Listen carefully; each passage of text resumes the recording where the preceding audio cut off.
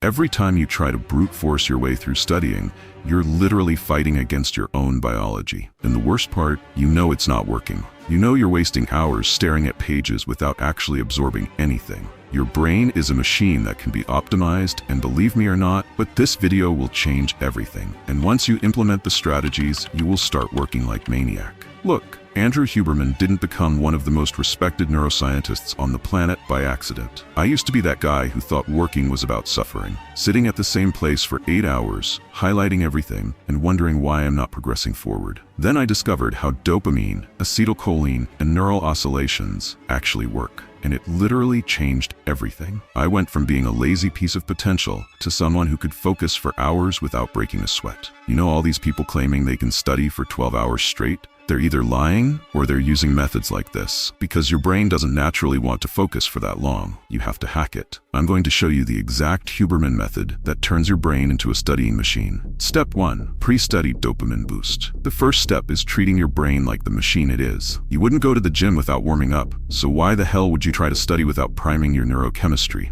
Here's what most people don't understand. Your brain runs on chemicals: dopamine for motivation, acetylcholine for focus, norepinephrine for alertness. You can't just wish these chemicals into existence. You have to create them. Huberman's secret weapon: L-tyrosine. 500 to 1,000 milligrams about 30 minutes before you study. This is the precursor to dopamine. It literally gives your brain the raw materials it needs to create the motivation chemical. But here's where it gets interesting. If you can get your hands on alpha-GPC or PEA, stack them with the L-tyrosine. Alpha-GPC boosts acetylcholine, which is your focus neurotransmitter. PEA gives you that clean energy without the crash. This isn't some random supplement bullshit. This is based on decades of research on how these molecules actually work in your brain. But here's the crucial part. Don't do this every single day. Your brain adapts. If you spike dopamine artificially every time you study, you'll create tolerance. Use this method maybe 2-3 times per week when you really need that extra edge. Most people are walking around with depleted neurotransmitters, wondering why they can't focus. This step literally gives your brain the fuel it needs to perform. Step 2. 5-minute binaural beat warm-up, the focus activation switch. Step 2 is where things get a little bit interesting. You're going to use sound to literally sync your brainwaves for deep focus. This isn't some new age bullshit. This is neuroscience. Put on 40 Hz binaural beats with headphones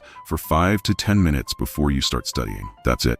Just sit there and let your brain sync up to that frequency. Here's what happens. Your brain operates on different frequencies for different states. 40 Hz is the gamma wave frequency associated with intense focus and learning. When you listen to binaural beats at this frequency, your brain starts to match it. Huberman calls this the on switch for your concentration system. It's like tuning a radio to the right frequency. Your brain naturally wants to sync up to external rhythms, and 40 Hz is the sweet spot for deep focus. Studies have shown that 40 Hz stimulation improves working memory, increases attention span, and enhances learning capacity. You're literally using sound waves to optimize your brain state. The key is consistency. Don't just throw on some random binaural beats playlist.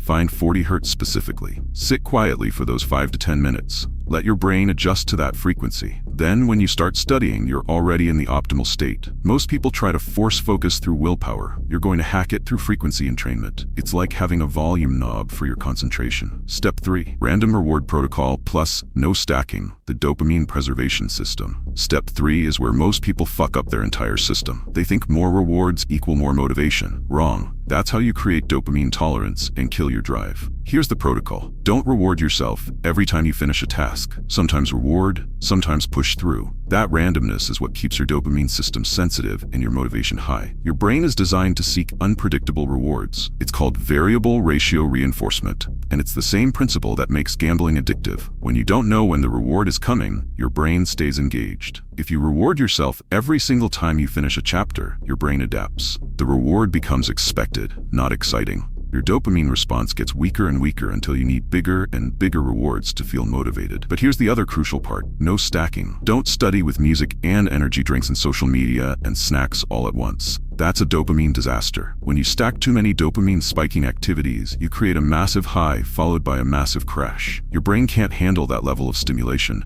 and you'll end up more distracted than when you started. Stay minimal. Rotate your tools. Maybe today you use the L-tyrosine. Tomorrow you use the binaural beats. The day after, you go raw with no supplements. Keep your brain guessing. This is about dopamine conservation. You want to preserve your brain's ability to get excited about learning. Most people burn out their reward system by overstimulating it. Bonus step, the Huberman Focus Protocol Advanced Neuroplasticity Hack. Here's the bonus step that you need to follow. This is Huberman's secret weapon for creating lasting focus improvements, not just temporary boosts. After your study session, do 10 minutes of complete sensory deprivation. No phone, no music, no input. Just sit in silence and let your brain process what it just learned. This is called the consolidation phase. Your brain needs downtime to actually wire in the new information. Most people immediately grab their phone or jump to the next task, completely sabotaging the learning process. During those 10 minutes, practice what Huberman calls panoramic vision. Instead of focusing on one point, let your eyes relax and take in your peripheral vision. This activates the parasympathetic nervous system